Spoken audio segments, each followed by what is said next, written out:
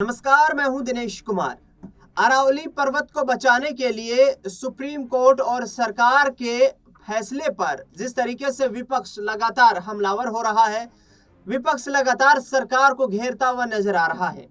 बता दें आपको कि अरावली पहाड़ियों का इतिहास करीब 2 अरब साल पुराना है और इन पहाड़ियों पर कई बड़े वन्य जीव अभ्यारण्य तो कई ऐसे फॉरेस्ट रिजर्व पहले से हैं जिनको लेकर के अब विपक्ष ये कहता हुआ नजर आ रहा है कि भारतीय जनता पार्टी सरकार व्यापार को बढ़ाने के लिए अरावली की बलि देना चाह रही है।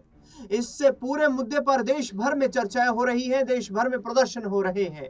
राजस्थान की राजधानी जयपुर में भी प्रदर्शन हुए, जहां पर प्रमुख नेता कांग्रेस पायलट ने इस प्रदर्शन में हिस्सेदारी ली और उन्होंने केंद्र सरकार पर, राज्य सरकार पर किस तरीके से हमला बोला। सचिन पायलट अरावली को बचाने को लेकर क्या कुछ कहते हुए नजर आए, उनका एक बयान आपको सुनवाते हैं। 20 साल से अरावली में लगे हुए हैं, हरियाणा दिल्ली में लगे हुए हैं, लेकिन जो अवैध खनन हो रहा है, जो सरकार की नाक के नीचे अवैध खनन आज भी जारी है, उसको रोकने की सरकार क्या कर रही है?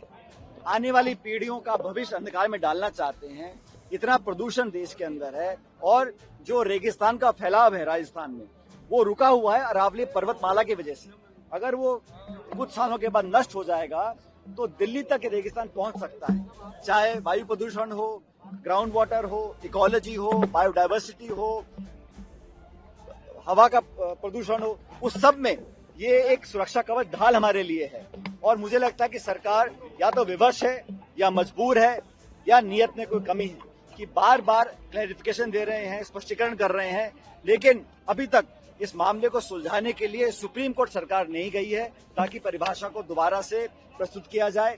और मैं ऐसा मानता हूं कि गुजरात हो, राजस्थान हो, हरियाणा हो या दिल्ली हो, चारों राज्यों में चारों सरकारें भाजपा की हैं, केंद्र की सरकार भाजपा की है।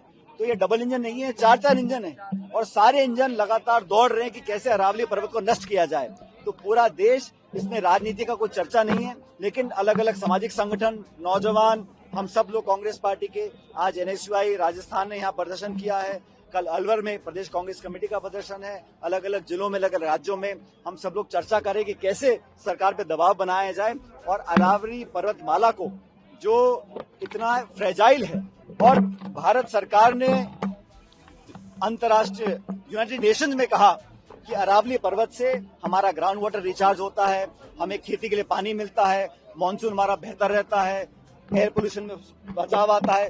तो एक हेरिटेज साइट है, 2000 सालों से ज्यादा ये पर्वतमाला रही है।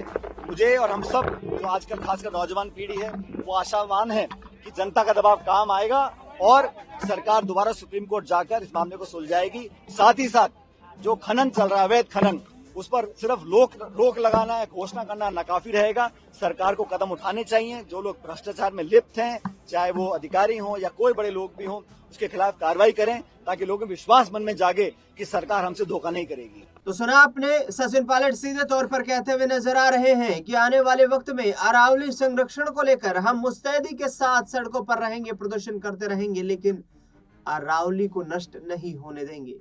वहीं दूसरी ओर केंद्रीय मंत्री भूपेंद्र यादव समेत तमाम दिग्गज केंद्रीय मंत्री कहते हुए नजर आ रहे हैं कि हमने पूर्णतया से अरावली में खनन पर प्रतिबंध लगा दिया है और सुप्रीम कोर्ट के फैसले का हम समर्थन करते हैं। देखना दिलचस्प होगा कि अरावली बचाओ संघर्ष अब किस तरीके से राजनीतिक मोड़ लेता हुआ नजर आता है। इस खास रिपोर्ट में इतना ही। अपनी राय प्रतिक्रिया कमेंट बॉक्स में जरूर दें। चैनल को सब्सक्राइब करना बिल्कुल ना भूलें।